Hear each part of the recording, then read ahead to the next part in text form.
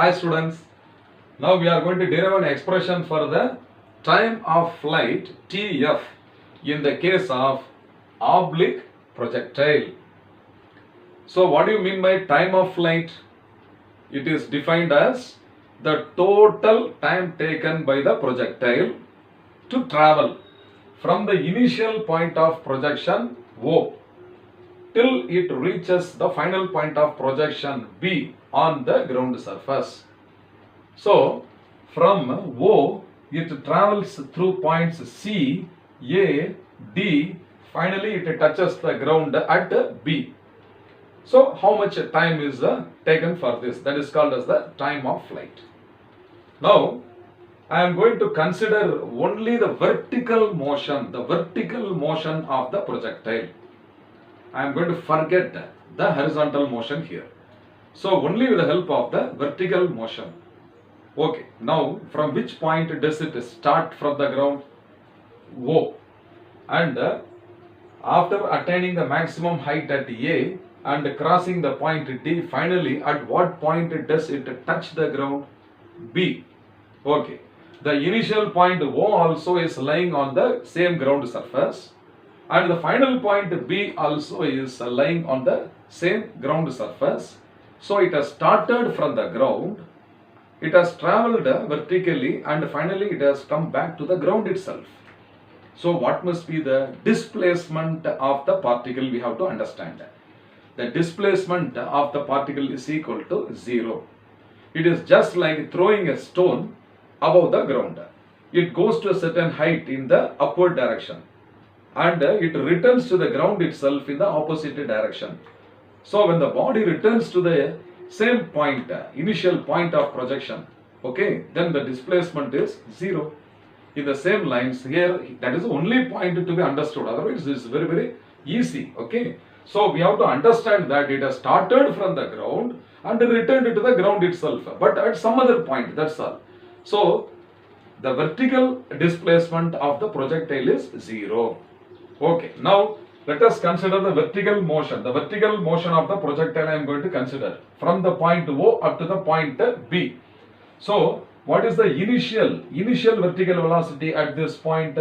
Uy is equal to u sine theta. This is the initial vertical velocity. Okay, then the time taken, okay, the time taken by the projectile is small t is equal to Tf. The time taken is to be taken as what? Tf, that is the time of flight. And the vertical distance travelled, it is nothing but the displacement only. Okay, the vertical displacement, if you want, that will be the better term. Okay, the vertical displacement, that is denoted by the symbol Sy, and that is equal to 0. Then the acceleration in the vertical direction at the point of projection, since we are projected against the gravitational force, it is minus g.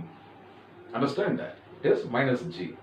Now we are going to use the equation of motion. From the equation of motion, S is equal to ut plus half at square. The general equation. In this, along the y-axis, Sy is equal to uy into t plus half ay into t square. I am going to substitute all these terms in this equation. I can get an expression for the time of flight easily. Now you tell me what is the vertical displacement in this case?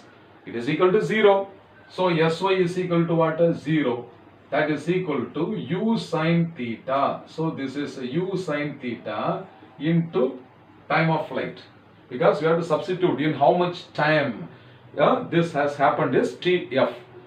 And here it is, A is minus g. Therefore, this is minus half into g into Tf square. Okay. Now, this minus half g Tf square is taken to the left hand side. It will become positive.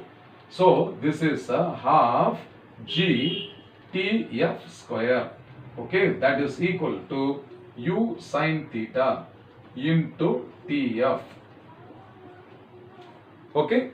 Now this square term of Tf cancels with the Tf.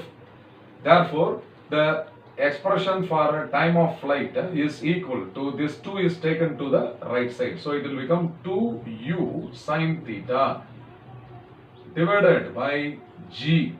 So this is the required expression for the time of flight. So time of flight TF is equal to 2u sine theta divided by g. Now the same can also be derived in another way. That is also very important for our understanding. Now you see here, students, the body has started from O and it has reached the maximum height at A. For this, it will take some time. That is called as time of ascent. Time of ascent. And from A back to the ground, it reaches at B. And for this, how much time it is taking? That is called as time of descent. This is the basic idea I am going to use here. Say for example, a stone is taken, it is thrown up and the stone reaches the maximum height in 2 seconds.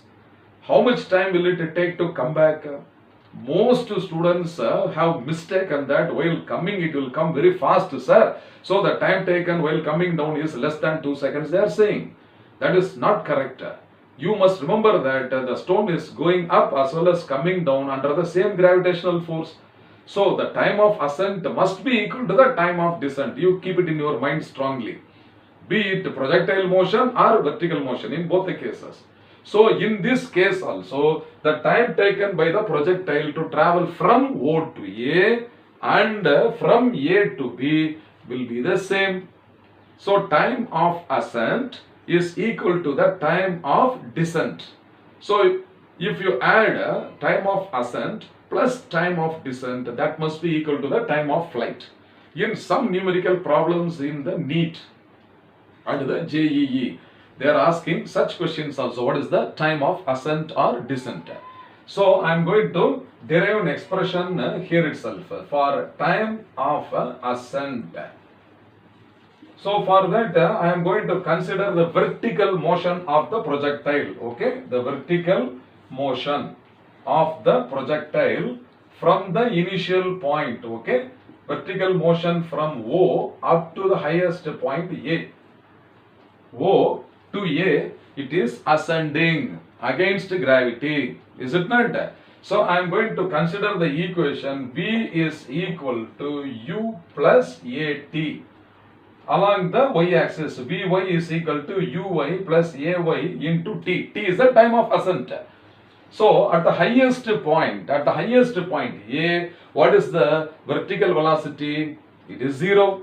So Vy is equal to 0. 0 is equal to, at the initial point, the vertical velocity is what? Uy. Uy is equal to what? U sine theta.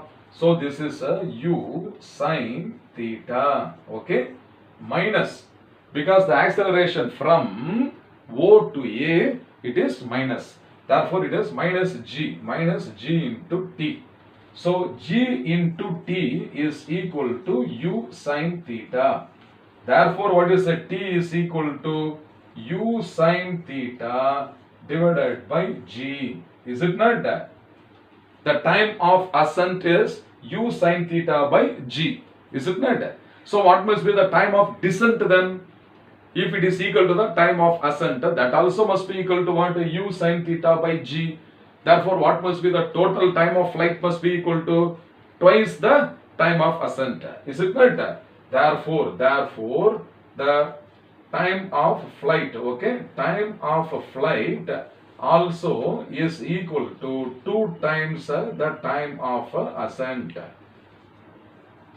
So this is equal to what? This implies TF is equal to 2 into U sine theta by G.